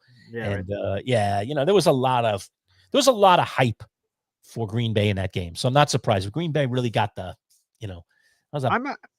Lerch, I'm not surprised either. Again, the Lions don't have Aaron Glenn, obviously. Of course they're going to fall apart. All right, obviously. Hey, listen, Detroit should have at least a little bit of regression, losing both your offensive and defensive. Of course, obviously. And they didn't even lose just one side, because Campbell is kind of a defensive-oriented guy. So with Glenn not there, you could see Campbell taking a little more hands-on potentially of the defense, because that's where he lives and breathes. That's kind of his background. But on the offensive end, losing a guy like Ben Johnson, and then having to go to a new play caller and then develop that trust that you had with the other guy, I mean, it's just going to take time. So just I'm not surprised that they regressed in game 1, and that was a tough matchup for him. Just to clarify his roots, Dan Campbell was a former NFL tight end. So that's right. He was a tight end. You're correct. I'm sorry. Yes. All right. I correct myself there. So, but again, the head coach can only pick up, part of the slack. Of course. And then, so when you have both coordinators gone in a year, and that's not easy stuff. Didn't Philly go through that? And they actually did. They lost both of them. Yeah. And winning the Super Bowl. Did okay. Yeah, they did okay. So, yeah. So much for my theories being true. But generally speaking, you see that, and you usually see, at the very least, I mean, it doesn't have to devastate its season, and I don't think it will with Detroit. But what it can be is early on in the season, miscommunication, forced timeouts, where you're just not completely on the same page, because the continuity has been lost a little bit. You had 2 guys that you trusted. They were being given that responsibility. They were handling that responsibility well. Now you got 2 new guys, and you're going to monitor it a little bit more. And there are going to be hiccups. That's just the way it goes. So it doesn't surprise me. Certainly a disappointing result for Detroit, but I think they'll be fine. And let's not forget, it was a road game against a tough opponent, long season to go. I'm not worried about the Detroit Lions at all. But Green Bay did look really, really good. Who else looked good and bad here? I mean, disappointing loss certainly for New England. Everybody thought they were going to come out. I told you guys, home against Pete Carroll lock and the of Vegas the Raiders. week. Whoa, Vegas! Yeah, boy, Green got that on a lone wolf in our football picks, and a good one to get there. Yeah, Ashton Genty had a nice touchdown in that game. And yeah, Vegas looked okay, and New England looked. Oh my God! The Bengals. We talked about this earlier for a bit, but the Bengals looked awful, and they squeak out a victory, and they just have this. It's the opposite of moxie. They just have this dull, dark cloud that hangs over them at the beginning of seasons. Where they start every season 0-2 or 1-1, 0-2, 1-1. And last year, speaking of the Patriots, they lost to the Patriots, and Gerard Mann. People were like, "Oh my God, what the heck?" And it came back to bite them at the end. One more win would have gotten them into the playoffs. And you go to this one, and they barely escaped from the Cleveland Browns. We talked about that Lerch in our NFL picks against the spread segment. Last year, I think over the last 2 years, the Bengals have sort of flipped it. But there was a stretch of 3 or 4 years where the Browns dominated this Bengals series. People were like, what? That doesn't make sense. It doesn't compute. But if you really talk about it, they had a run against them. So they sort of have the Bengals number a little bit, which certainly came into play. So the Bengals it looked bad, but they won. And the Dolphins. Oh, they might be the worst team in football. What happened? And I thought they were going to be bad, but I didn't know they were going to be this bad. And I was totally wrong. I picked Miami. And by the way, here was a stupid thing I should have factored in. For those who did not know, Jim Irsay, of course, the Colts owner, passed away this offseason, and they inducted Jim Irsay into the Ring of Honor to start this game. So the team was fired up. They were talking about doing it for Jim Irsay. So that's a factor I didn't give proper credence to during our pick segment, which could have definitely played a factor on top of being week one and stuff. But the Dolphins have all these volatile personalities because they made all these moves for guys like Darren Waller from your Giants. They still have Tyreek Hill, who, man, this thing has a chance to implode like nobody's business and be a supernova that, takes out multiple casualties. Maybe Mike McDaniel as a head coach, Tua's future in Miami. There's just a lot of volatility down there in Miami. They looked absolutely awful. And let's face it, you just didn't want to put your money on Daniel Jones. Let's face it. That's true. Nobody did. I can't say that I blame people. That burned me. That definitely burned me. 33 points. Jones. Let's talk about the other side, Lerch. Your old quarterback. Remember, we talked about it with Ed Valentine this past week. I said, hey, if Daniel Jones lights it up, or John's going to be like, oh boy, what could have been? No regret. And now, I mean, he looked amazing, Lerch. If we give MVPs out after week one, there might be a chance that Daniel Jones here, who, by the way, here are his final statistics: 22-29, 272 yards rushing. He had 3 total touchdowns in the game, 1 passing touchdown, 2 rushing touchdowns. I mean, Daniel Jones looked like a new man. Yeah, hey, sometimes a fresh place and a different coach and a different offensive philosophy can get a guy going. I don't know if that's going to be the case for Jones, but that was a very good first showing against a very bad Miami team. So let's take it for what it is. Sure. I want to be excited about the Jacksonville Jaguars too. I talked about that in our pick segment on Friday, but I don't know that I could be overly excited about the Jaguars despite a 26-10 win because of who they played. I mean, the Panthers look like the bad Panthers again. Very bad. So let's let Indy play another team. Let's let Jacksonville play another team that's much more worthy. And then we can start making, I think, some more judgments about whether they're good teams or not. I just think it's just too early, and it's opponent matters at this particular point. I mean, even though Washington beat the Giants 21-6, I wasn't really blown away by how the Commanders looked. They could have really spanked the Giants considering how poorly the Giant offensive line played, and yet they only put up 21 points. The Giants defense held them to 21. That game was relatively close for a while, even though the Giants couldn't do anything offensively. So I'm not, really enamored with Washington and their effort, even though they got a nice solid win in week one.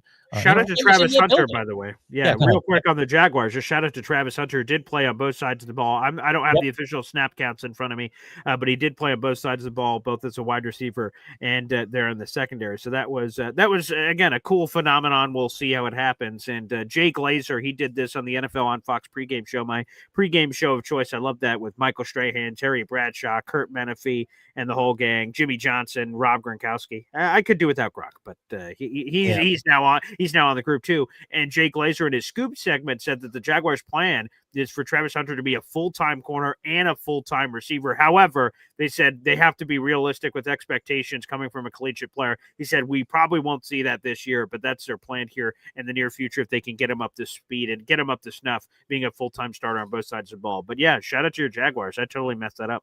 Well, I bought into the hype a little bit. I mean, again, when you got multiple fantasy leagues to play around with, why not play in the sandbox a little bit? Sure. I mean, as you know, the one I care about the most is our Champs League. That's our top league. That's the one that really garners the big prize and the big pride. So I don't mess around too much in the Champs League. But when I've got my teams in other leagues, I'm going to play around. And in the Triple C, I had an option right before kickoff: Deebo Samuel, or Travis Hunter. And I heard that Hunter was going to be full-time receiver. And I was like, you know what? I mean, that giant D, maybe they can hold him up a little bit. Deebo's on a new team, but I drafted Deebo higher. Actually, no, they would probably draft them very close together. You'd have to go back and look at that draft. But, I was feeling Deebo the whole week. He was in my starting lineup. And then before kickoff, I was like, I'm going to go with Hunter. What the heck? It's the Triple C League. Let me roll the dice. It may end up costing me because Deebo had a good game. And I'm down right now 102 to 124, thanks to that insane Derrick Henry performance. 29 points for Henry. I mean, if he just has a normal day, I win that. I'm going to win that easily. I've got just DeAndre Swift and the Minnesota defense going tonight, and I'm down 22 points. So it's possible. I can win still, but I'm not favored at this point to win. And that was all because I went with Travis Hunter. If I go with Deebo there, I'm good. I don't have that problem. So. Yeah. Travis Hunter, you took in the 5th round. Deebo, you took in the 7th. Okay. So I was going to start Deebo, though. I had more faith that Deebo early part of this season, Hunter's got to get his legs. Yeah. So Deebo had Deebo in there until the last minute. Deebo scored almost 23 points. And I have him in one of our lineups. So nice. Lerch. That was the old overthinking it. The overthink. But again, like I said, I want to play in the sandbox in the other leagues. Like the Champs League is the one that I'm always going to be, super attentive to in terms of how I do things. In the other leagues, man, I'm going to play some guys I like sometimes. I'm just going to roll the dice a little bit more. I'm going to play a little more, ceiling versus floor kind of mentality. Go for the big swing, take a big swing at something. So I did, and I swung and missed. I still might survive it, though. And if I somehow pull it out in the chumps, in the Triple C Boy Green, I'm going to go 3-0 because I'm going to win. I'm definitely going to win in the champs. And let's do this real quick, winning in the chumps as well. Yeah, so a virtual handshake to two victors here in the Champs League. So thank you very much. Do our virtual handshake here, a fist bump. Boop. Yep, you did. Appreciate it. Won. Yeah, there we go. Yeah, took care of business. I won, beat Courtney. Sorry, Courtney, you have to know your place, winning by 25 points. Baboomchka, and you're up like 70 points, and we'll see what happens tonight. Maybe it'll be a little bit closer, but still, your victory's assured. So, yeah, 2 winners, baby. That's how we do it. Nice. Yep. Always good to get off. Week 1 matters. You never know. Get the momentum. Yeah. It just gives you the chance to lose somewhere in the first couple of weeks, and you're not like, boy, I'm already behind. Not 0-2, 0-3. Right. Yeah. Rack them and stack them, baby. So yeah. You got to, and sometimes just your opponent, you got to get a little lucky, whatever. But sure. But no, we both got good performances out of our teams, and only 6 are going to be 1-0, and 6 are going to be 0-1. So that's it, baby. In the upper 6, baby. That's a good place to be. I'm glad to be on the right side of history. Hell yeah. And you were saying it to me before we got started. I started the week with Xavier Worthy, my WR1, because I went very running back heavy. I have a very good running back crew. I have Kyron Williams, Josh Jacobs, and who was my top pick again? Oh, Bijan, I should say. Bijan, it's French. Bijan. Okay. So I went 3 running backs right at the top of the draft. I just was like, I don't care. These guys are going to leave. That paid off. Take them. And so those guys definitely, none of them had unbelievable days, although Bijan had a very nice start to his day. I was just mentioning Bijan. Yeah, he had 24 points for Bijan. I have it here. He could have gone for 40 if it kept going. I mean, he got started with like 22 of those 24, like in the first quarter. I was like, whoa, it's a Bijan explosion. Yeah. But it did level out a little bit. But I got solid performances out of all 3 of my running backs, which definitely carried me, thank God, because losing Xavier Worthy and getting a 0 burger for one of your starting wide receivers is not usually a recipe for victory. But again, other guys came through. My defense was solid. My kicker came through with double digits. You just get a little bit from everybody. Brandon Aubrey. There you go. That one guy. So I lucked out. But you can't survive that way every week. And now I'm on the now I'm on a waiver wire trying to find a viable receiver, or I might be out there in trade land before too long if my receivers don't get off to a decent start. So definitely at a little bit of a deficit receiver wise right now. But I do have the commodity that everyone always loves, and that is a glut of running backs. Always nice. You always trade those. Top guys. Those guys are always tradable, which is another reason why it's never a bad idea to draft running backs, early in the draft, because use them as a commodity. Right? Very, very good trade bait. There are a lot of good receivers by the time the season gets going.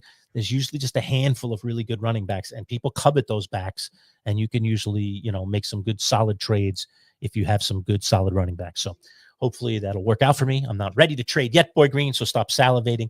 I see you over there like, oh, I could take a little Tyron Williams off your hands, or Josh Jacobs. I'll take one of those guys, Or if you want to give Sean Mustard, I'll take that as well. But no. I would definitely. It's nice to have. It's nice to have commodities that if you do get in trouble, you can wheel and deal, and that to me is one of the fun things about fantasy football is the ability to do that kind of stuff. So you should be thinking that way. Don't just get a roster and sit on it all year. That's boring.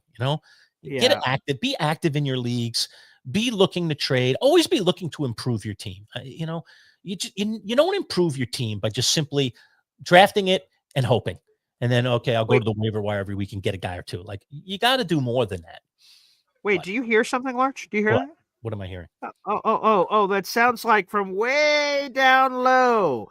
I'm hearing from Jamie the FedEx guy, gloat all you guys want, you're going down. Oh. Which you would know something about being down, Jamie, since you already lost this week. So you're down there. Buddy Joe Bartle took him down. Yeah, down there in Loserville, population U. Yeah. L. So okay. Yeah. So yeah. There you go. Yeah. L it up. There you go. L it up. Double L.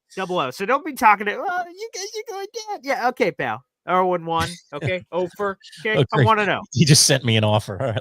Let's take a look. Should we make it public? Oh, live. Yeah. Okay. Really obviously. Made me an offer. Let's see. Jamie, always active in fantasy. Okay. No, I don't have any offers right now. Okay. So he hasn't made me an offer yet. So. He must be working on it diligently, I would imagine. No offer yet. Okay. Oh, wait a minute. Maybe he did. Hold on. Was it under transactions? Oh yeah, he did. Oh yeah. Oh, he did. Okay, wait. Here we go. Okay.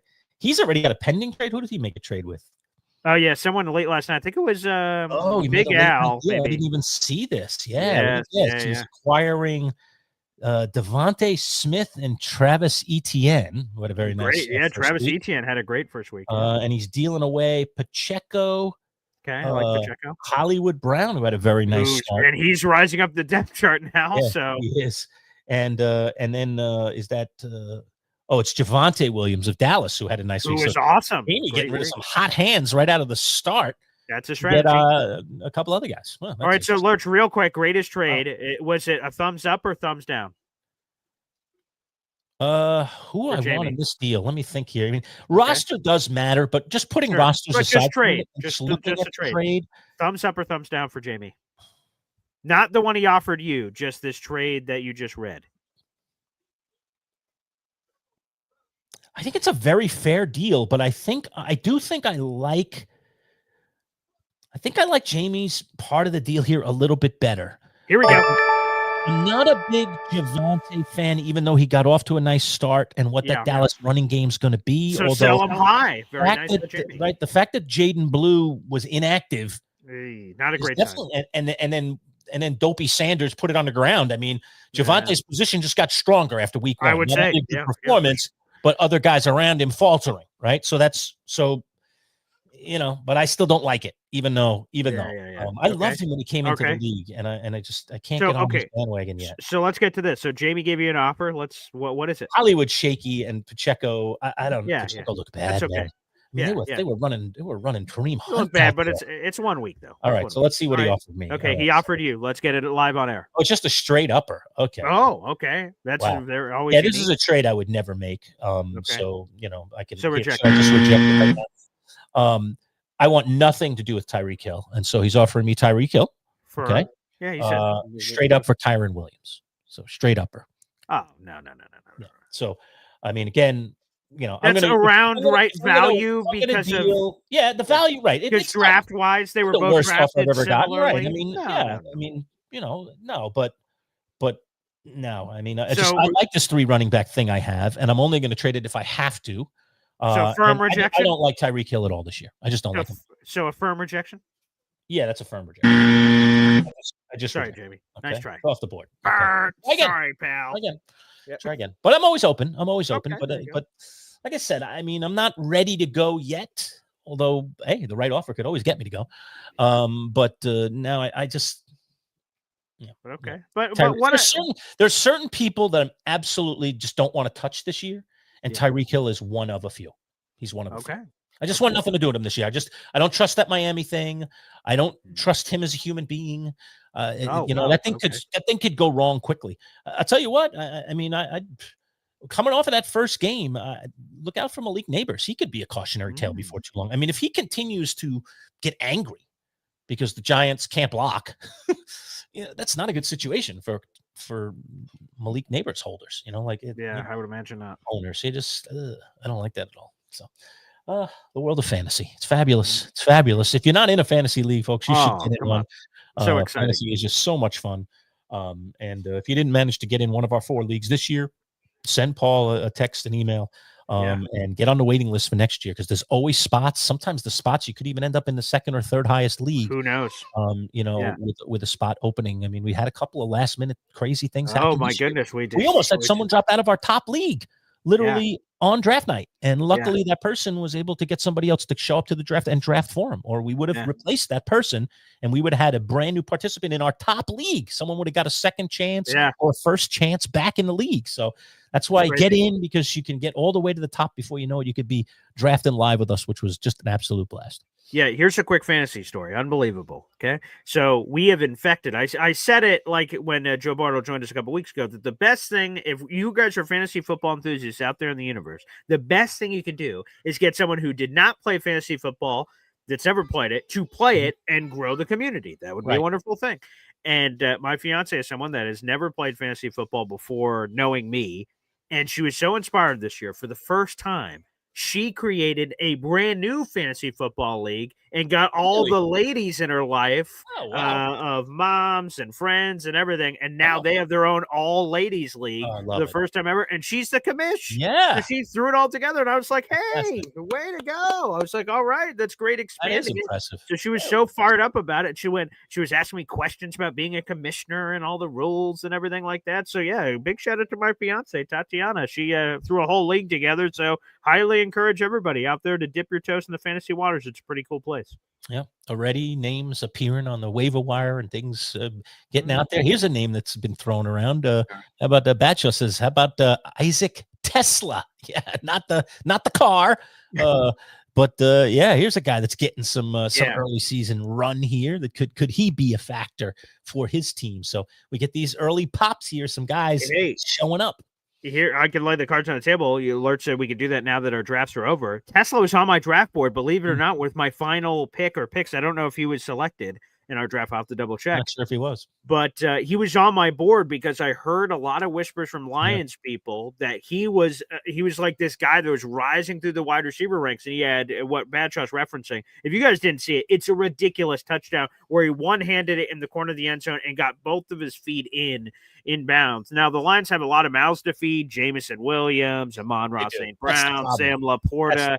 So that's ultimately what led me to not select him with one of my final picks. But he was on my board, and it's because I heard all these wonderful things in preseason and everything else of how quickly he rose up the ranks. But just buried in that passing game. And unless a significant injury happens, which of course it's football, anything can happen, that's ultimately what scared me off. But great touchdown, one of the best touchdown catches of the year. To me, it's always hard to roster a guy that's not. I try not to go any lower than wide receiver 2s, but it has to be at least a wide receiver 3. You start getting into these 4 and 5 guys, and even though they might go out there and catch lightning in a bottle, in fantasy, you're looking for consistency, and you're looking for guys who you potentially could put in your lineup pretty much any week. Of course, and, those kind of guys are a little risky. And in an offense like Detroit, with all of those mouths to feed, it's hard, even if this guy's a terrific player, to keep him on your roster, to sustain him on your roster, because what are you going to get out of him? It's like that Yoshivas guy last year for Cincinnati. Like, he's a wonderful player, but again, you got all those mouths to feed when you got Higgins, and Chase in front of you. I mean, those are two very large mouths. I mean, it does number 3 in that thing. It ain't all that good, So you got to look at that kind of stuff when you're drafting fantasy. You can't just draft talent. You have to draft talent in the right situations because that's how it really pays off. Having talented guys doesn't mean anything if they don't play. They don't get chances, if they don't get targets, if they're receivers, if they don't get carries, touches, if they're running backs. You just have to have that. So, but hey, that's part of the studying that you do for fantasy and trying to kind of get yourself a good fantasy football team. All right. Anything else on the agenda? We've got Minnesota, Chicago, Monday Night Football tonight. Yeah. So an interesting one. 2 teams with, Chicago still trying to figure out what Caleb Williams.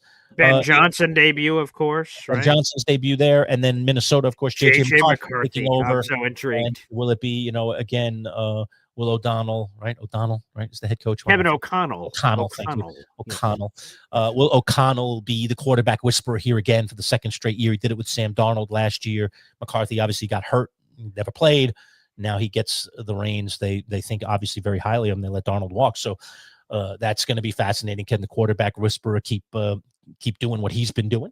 Well, I'll jump all over that real quick, Lerch. I'll tell you this. Okay. Now I can say it. All the fantasy drafts are over. I think the Vikings have their next Patrick Mahomes. Okay. Wow. Here's it is. Okay. A couple years ago, I took 2 quarterbacks back to back in the 9th and 10th rounds in my year that I ended up winning the championship. I remember that. It was Kirk Cousins and Patrick Mahomes. And the reason I took those 2 is I thought Kirk was a floor guy. I wasn't sure his ceiling, but Patrick Mahomes, I was swinging for the fences. I just had a feeling about him. And then it all worked out. I won the championship. In the Quad Cities League, and I actually have him in a couple of our other leagues too, but he's just a backup. But I believe it's a Quad Cities League. It's the league I have him. He is my starting quarterback. You're rolling. And I have a stack with him and Justin Jefferson, and I think he's going to win me the league. So I think Kevin O'Connell is 1,000% a quarterback whisperer. He's done it with everybody he's ever had, whether it's been Kirk Cousins, wherever he's been in other places beyond Minnesota. Look at his quarterback history. Look at that what it is right now with Sam Darnold grabbing him off the scrap heap, and he delivered this unbelievable season. I think J.J. McCarthy is the next quarterback in line to continue this offensive wizardry and add another quarterback to his resume. I think he's going to go off with the Vikings. They won 14 games last year, and I think they have their franchise quarterback for now and the future. And I think he is going to stun people starting tonight, but it's going to be if you check your Chinese calendar, the year of J.J. McCarthy, baby. It's not a bad bet based on everything that you said there. I like them a lot too. And if you were just going to go essentially quarterback 0 and just draft one at the end of the draft and give up literally nothing but a very late round pick to get your starting quarterback, he would have been the guy I would have put at the top of that list of the guys, because Lawrence, could he bounce back? Sure. But I don't know. I'd rather go with the new fish. And certainly the fact that they let Darnold go, is an indication of what they think McCarthy can do. I mean, because Darnold was really effective last year. They won a lot of football games. 14. You don't just let a guy like that walk, because you got a rook in the building. I mean, they have faith. So look at the supporting cast, Lerch. Aaron Jones, Jordan Mason, Justin Jefferson. I know Jordan Addison is suspended for a couple of games. TJ Hawkinson, this offensive line is roster. Both sides of the ball, they're pretty solid, and their coach seems to be kind of a good steadying influence on them. So I don't disagree with that. I don't think that's bad at all. Other teams that performed this week, pretty impressed with the Chargers, the way they took care of business against the Chiefs down in Brazil. Yeah. Indianapolis, as we mentioned, very impressive. Cincinnati, not impressive. Vegas, a good win for them. The rookie, Cam Ward, looked like a rookie for Tennessee. Yeah, for sure. Yeah. Although Denver didn't manhandle them. They covered that spread, 8.5. I got on it. Thank you, Sean Payton, not kicking that late field goal. I was like, way to go, Sean. Don't do it. Come on. Vegas is sick. They're so good with spreads. The Saints were a 6.5 point dog. They lose by 7. The Denver game, the final score is 8 difference. It's 8.5. Get Falcons, Tampa Bay, 2.5. Game was decided by 3. How do they do this? New Orleans, Arizona, 6.5. Game was decided by 7. It's unbelievable. I know. That's why picking against the spread is so hard. We've been doing it for years. It's so hard. Your heart gets broken.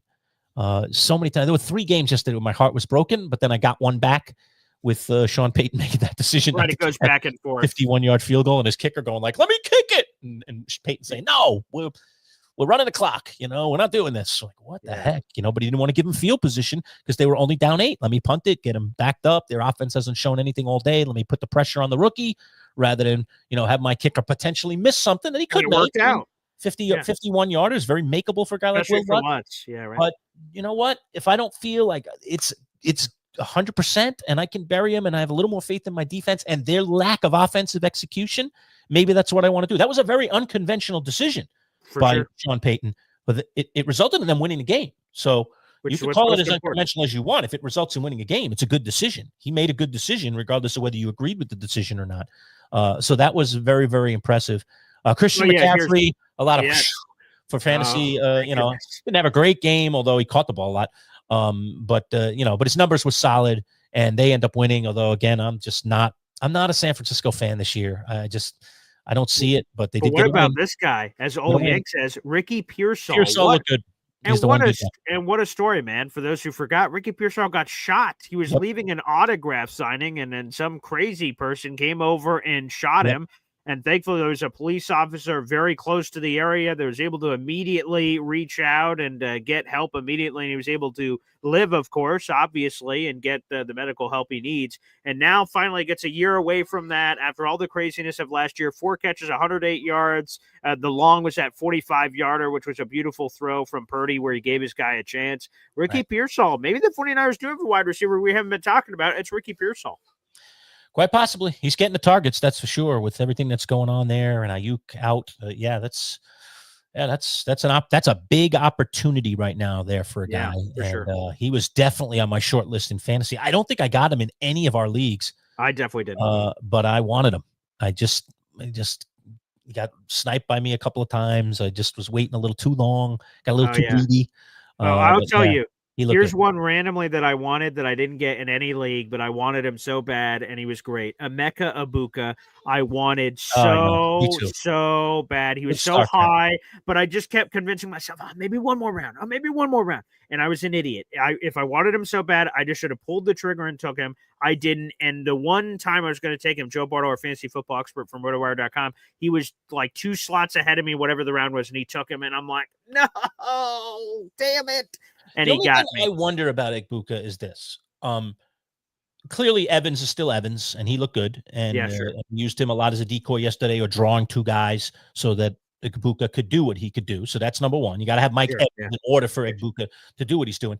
The other part of it is when Godwin does come back, and I know we're weeks away, still several. Yeah, October somewhere, maybe. What will that be like? It's fair. And do you at the time of year when you really want your guys to start popping and you want to start rolling towards the playoffs, if his workload gets cut back, even though his numbers were impressive yesterday, and that was mainly because he got 2 touchdowns. Of course. He actually only had 4 catches.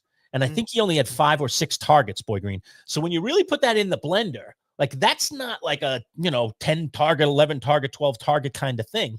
Right. That's not sustainable catching 2 touchdowns. It's not sustainable. So yes, that was a good start. But look more closely at the numbers before you get mind blown and start trading away, your Kyren Williams, Egbuka for Kyren Williams. And you say, I'm on board with that, man. He scored 26 points this week on 4 catches, 2 of them touchdowns. That just doesn't happen every week. When his targets come up and we see him getting as many targets as Mike Evans gets every week in that offense, okay, then I probably will be sold because that is a team that should score a lot of points. And, as long as Mayfield is in there, that should be a rock solid pick. But I liked him too. My problem with him, and I think the reason I didn't get him in any leagues is just simply because I just felt he was going a little too high. His stock shot up. Yeah. Round or 2 lower, and I would have picked him. I saw other more definitive players who I don't have to worry about when Godwin comes back, what's going to happen, that I could have got in that same world. So I went with other guys. But I did like him, and that was a good first week. But I'll tell you this, random fantasy thoughts here. A receiver that I have in almost every league.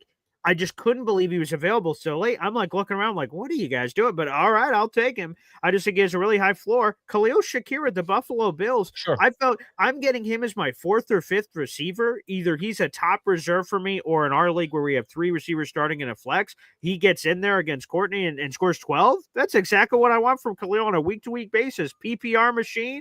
catch it, rack him, let's go. And I can't believe he is just all reliable. And again, he's coming off an injury too, which I think, so my expectations were a little bit lower considering. But man, I've gotten Khalil Shakir in like every league, and he's like the Bills' #1 receiver. Although Keon Coleman, there was some love for him earlier. He's a more volatile player, a much higher ceiling. I mean, that one touchdown that he got was off a deflection. That was kind of lucky. Yeah, of course, on 4th down, no less too. Or that's also how the Bills could have lost. That deflects off. That's 7 points off the board, which again is crazy. I never got to say this earlier when we were talking about the Bills. So let me just quickly mention it now, so I get it out there.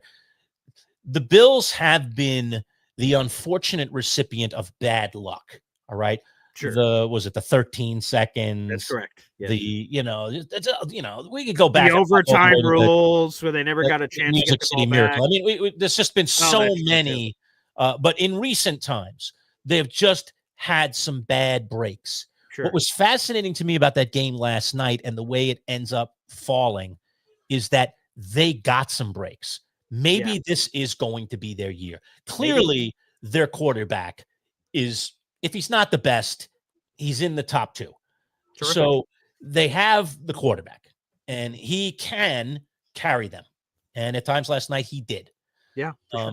So will they get the breaks? It's just those things. The fumble goes their way. Derrick Henry, of all people, coughs one up. The deflection lands in the hands of Keon Coleman in the end zone. 2 Josh Allen interceptions were dropped. There's 2. The first one of the first drives of the game, Josh Allen sails Khalil Shakir. It goes right into a Ravens hand, and he drops it. So there was a couple of dropped interceptions. To win championships, you have to have those things. Those things have to go your way. Yes. And so that was a nice start to the season for the Bills. Maybe things are going to go their way. They've had so many things not go their way. Maybe this will be the season. Although I know Crazy Anthony, when we talked to him later this week, will be like, "Oh, don't talk about that. I can't do it." He gets all crazy because he's a typical Buffalo Bills nut. He just always thinks it's going to go the wrong way. But I'm feeling I'm feeling really good if I'm a Bills fan today. Really good. I probably wouldn't because they're going to lose to the Jets this week. But for now, I would. Yeah. That will be interesting. Can the Jets stop that offense? Ooh, you had problems with Aaron Rodgers, man. I don't know about that one. But we'll see. The Bills won't be amped this coming week like they were for that game. I mean, that game that was 2 teams that have been meeting each other for the last 2 years in the playoffs. There's extra chutzpah with that. Around last year was an epic game. Yeah, Sunday night football. It was a lot. Right. This is a Jets-Bills game at 1:00. Right. By the way, is that Buffalo or is that in New York? Where is it? In New York. It's in New York. All right. Jets starting home this year, huh? Wow. I like it. They started road last year, so that's what I predicted. I thought that the gods were going to give it back the other way, and they did. So the Giants are starting road. Yeah, the Jets they go home, road, and then our Week 5 game where we're going to be reunited. Lerch will be at the Jets-Cowboys game. So it's home, road, and then that Jets-Cowboys game, Week 5. Giants are going to start the season 1-5. Looking at that schedule, unless they beat the Cowboys. Lerch, they're going 0-6. 1-4, I should say. 1-4 or whatever. I don't just look at the first 5 games. I know it could be. They won't lose to New Orleans. I don't think they will. Okay. No, they won't lose to New Orleans. But every other game, they could beat the Cowboys too. I thought they could get this game against. I don't think they can. I don't think they're going to beat the Cowboys. I just don't see that. They won't be favored. I don't think they won't be favored because the game's. I would imagine not. Right. Wait. Right. That's the Week 2 game, right? So we'll know right now. Okay, Lerch. I'm sure there's a line out on that. I haven't looked at it, so go ahead. Get me the early line, and I'll take a guess. Oh yeah, I got it. Okay. All right. What do you think the line is? I'm going to say in Cowboys Dallas. -5.5. Nailed it. 5.5. Wow. Okay. Nailed it. 5.5. Pretty good. I'm always pretty good with spreads. That's a thought about that. Less than a touchdown. Again, division. Well, it's a little less than I thought though, because a home team normally gets 2.5 or 3 points automatically. So to only get 2.5 above that, that's interesting. But we'll see. Yeah. The Dallas is 0-1 just like the Giants. It may happen different ways. It may look very different several times. Yes. But they're both 0-1. Hey, look, your Jets, in all honesty, I mean, they're tied for second place. They are. We're 1 win out of first place, Lerch. And Buffalo very well could have lost last night, and you could have been tied for first. Okay, Lerch. I never got to say you would have 4 0-1 teams in that league. I never got to send out the tweet because the Bills blew it, but I had a tweet. It just hit me in the third quarter, so I put it in my drafts and said, "Please, God's let it happen." When the Bills lost, kill it first. yeah, when the Bills lost, I was going to say the Jets hold on to first place in the AFC East after Bills lose to the Ravens because, of course, everyone would have been 0-1, so it would have been hilarious. But unfortunately, when I'm like, damn it, so I had to delete the tweet in my drafts. That would have been great. Those planned tweets always go wrong. They always go wrong. Yeah, it's just one of those crazy things in life. Yeah. All right, let's tell people about what we've got this week because we've got a really good week. We will be back again live on Wednesday. We'll have our NFL insider back, Dalton Wasserman, will be joining us. So 11 o'clock on Wednesday again. We'll be prompt just like we were today. But we'll be Jets, Giants, and Bills again. Insiders galore. Tell people about that. Yeah, we'll have Ed Valentine, our New York Giants guru from Big Blue View, getting us ready for that Giants-Cowboys game. So that'll be a lot of fun. Our Jets and Bills, and this will happen twice a year, obviously, they're facing each other. So we're going to get the Jets' perspective on the Bills and the Bills' perspective on the Jets. So if Jet fans who are watching and listening in right now, you're going to want to hear both of those interviews. One from a Jets perspective, Jake Asman, and then the other from Anthony Prohaska getting ready for that game. So that'll be a nice little double dip this week. I'm very much looking forward to that. Mm-hmm. Of course, we have Joe Bartle on Fridays, fantasy football content. So for any of you out there that have fantasy football questions, we'll get to recap week 1 and set you up more so for week 2 on that Friday at 10:30. Yeah, that's been going great every week. And please think about getting questions set up in advance, coming into the comments that day, because we try to get to everything that makes any sense in the comments. So come early and often to that one on Friday. It's always live at 10:30. Yeah, for sure. So that'll be awesome. We will record it at a little after 11 o'clock, and then it will come out shortly thereafter. Our NFL picks against the spread. We pick every single game against the spread, excluding Thursday Night Football. And we do that every Friday. Kick this week. I got my Tookus kicked, but Boy Green, you're saying everybody struggled this week. Yeah, huh? So I'm hoping for something tonight to get me a little bit more to respectability because I'm in a not so pleasant position. Can you get over 500? I cannot. Is anybody going to be over 500? Okay, wait, let me see. I have it right here in my notes. I know I'm not. I can't. No, no one can. Claw my way back to anything. Wow, that's great because I thought I was going to be chasing already after 1 week. So I'm glad to hear that a lot of people struggle because I was watching these games go down. I was like, oh, I'm on the wrong side of every one of these games. What is happening? Yeah, so that'll be a cool thing is that you guys totally get involved in that. We'll do our NFL picks against the spread. On a week-to-week basis, it'll be 3 of us. It'll be me and Manchild on screen. It'll be our NFL insider, Matt Lombardo, and we will go through every game. We have several other cast of recurring characters that'll be submitting their picks in, like Intern Ed and Joe Bartle and Dalton Wasserman of PFF, and you, the fans.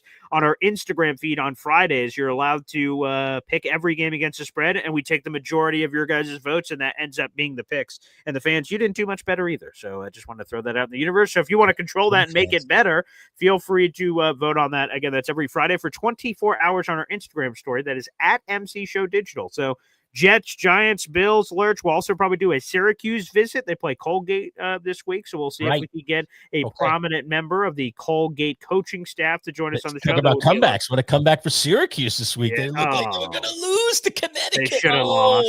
That was a disgusting showing. Another great fourth quarter comeback. Wow. A win's a win, I guess, but God, that was Syracuse looked awful. And how about Fran Brown?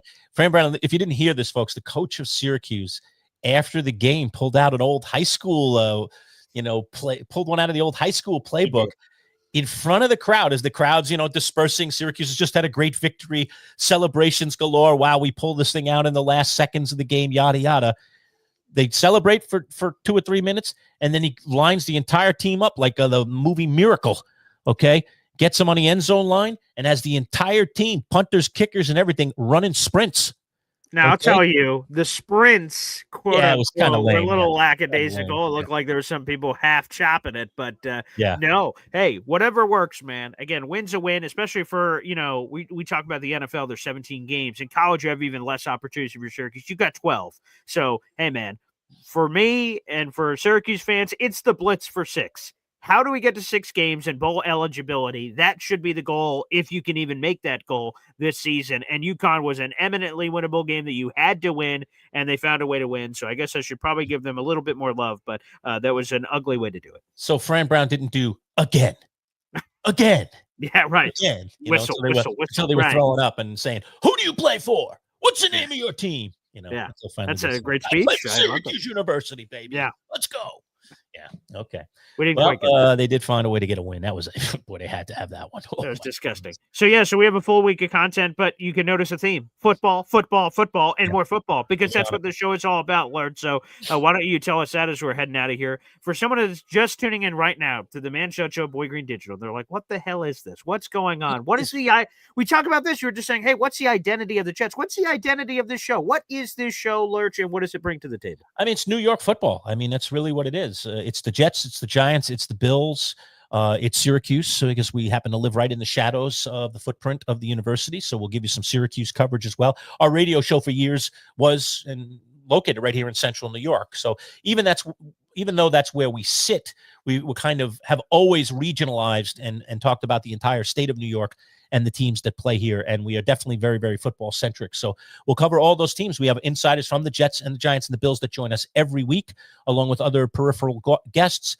We check in on Syracuse University during football and basketball season. Every week we have insiders. And at this point, we do a feature called Enemy Territory. We call it Inside Enemy Territory, where we get somebody from the opponent. Sometimes we get the head coach. Sometimes we get an assistant coach. Sometimes we get a player. Sometimes we get the play-by-play voice. Sometimes we get a beat writer. But we try and get somebody who's intimately around the team, has intimate knowledge of the team, and we kind of get a breakdown of the game, which we did last week with Mike Crispino, the play-by-play voice of UConn, who covered the Knicks for 20-plus years. And I had a nice little exchange with Mike at the end of that interview about the Knicks and the firing of Tom Thibodeau. I could see it in his face. He was not happy, as a lot of Knicks fans haven't been, about why they fired Thibodeau, and now have Mike Brown in the fold. The Mike Brown era. That was fun to talk. Crispino lit right up when I started talking Knicks with him. He really enjoyed that. So we bring like those kind of people onto the show. I'm going to think, Boy Green, in a not too distant future. I don't have anything scheduled yet, but I'm going to try to put together a series for our channel of kind of I'm trying to think of what I want to call it. I think that's why I'm still in the think phase a little bit. But basically, professional broadcasters, people who have worked their way up the ranks and are doing significant things in the world of broadcast, who happen to be connected to me in some way. I have been connected through Syracuse University, through working at a radio and a television station for over 25, 30 years, with a lot of people in the sports industry, most of whom I keep in really good touch with. And I want to do kind of like personality pieces on these different people. Yeah, I like so it. without naming names and putting anything out there, but there are significant people who are Major League play-by-play voices, several of them, NBA play-by-play voices, several of them, NFL play-by-play voices, several of them, big-time hosts. One of my close friends is the host of all college football and basketball stuff on CBS National. So we're going to get some of these folks, and we're going to reminisce. We're going to talk about when we used to drink in bars in college. It'll be everything from that to how'd you get there? What's it like sitting in that booth on that set with these people? Did you ever envision it? When you were that, bright-eyed, 22-year-old at Syracuse University, did you ever think that's where you were going to land? And that'll be an interesting, fun conversation to have with those folks. Sounds exciting. Because part of the cool part of it is that I know these guys. So there'll be an intimacy, I think, to the interviews that'll go just beyond, hey, tell us about your path. The questions, I think, will be more personal.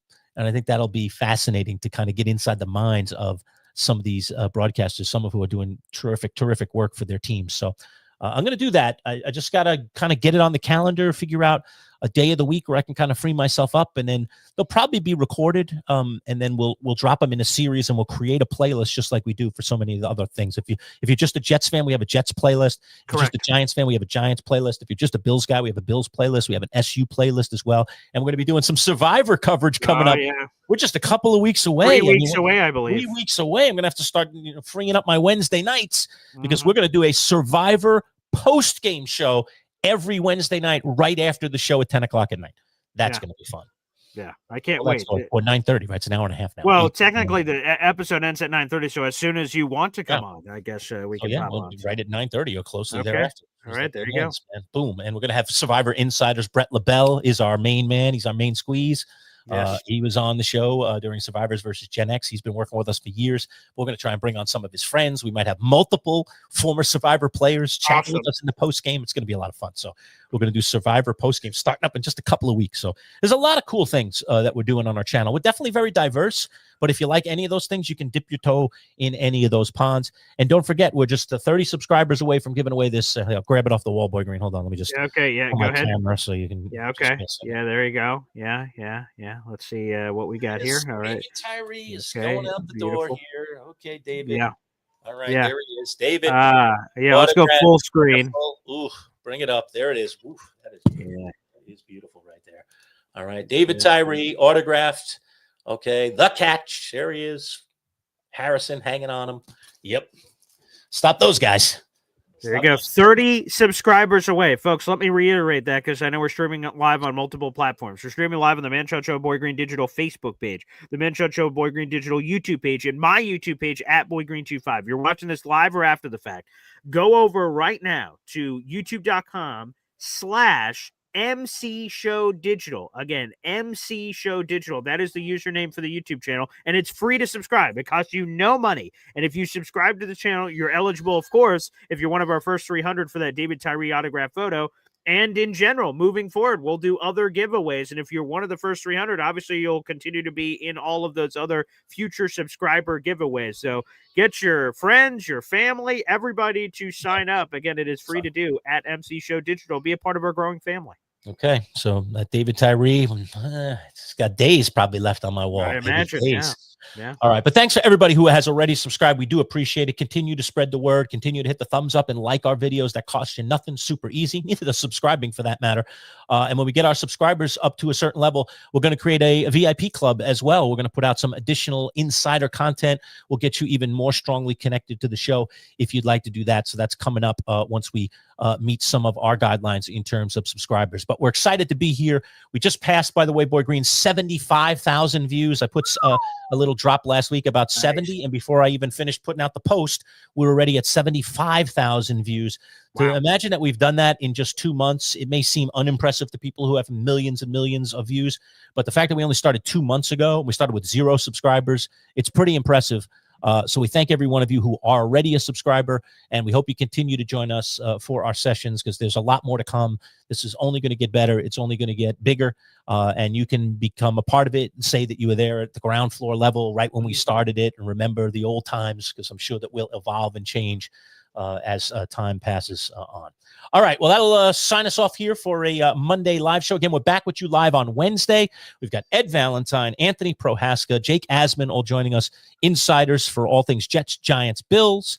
And one more. How could we have possibly forgotten? He tried to call us multiple times during the show, for Pete's sake. Tomorrow. Bud will be tomorrow at 11 o'clock. Brunch with Bud Poliquin. So don't miss that. That's a slice of heaven you're never going to want to miss on a week to week. There you go. The always entertaining Bud Poliquin, who I guess, why don't you call him back? I don't want to.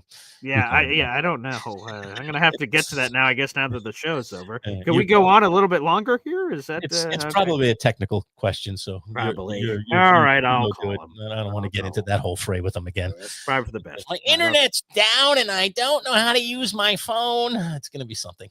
Bud's always that's another one of the lineups. There you go. Should be fun. All right, folks. Thanks so much again for tuning in here on a Monday. Again, content coming down all week. We'll see you again live on Wednesday at 11. Until then, everybody, take care. Be good.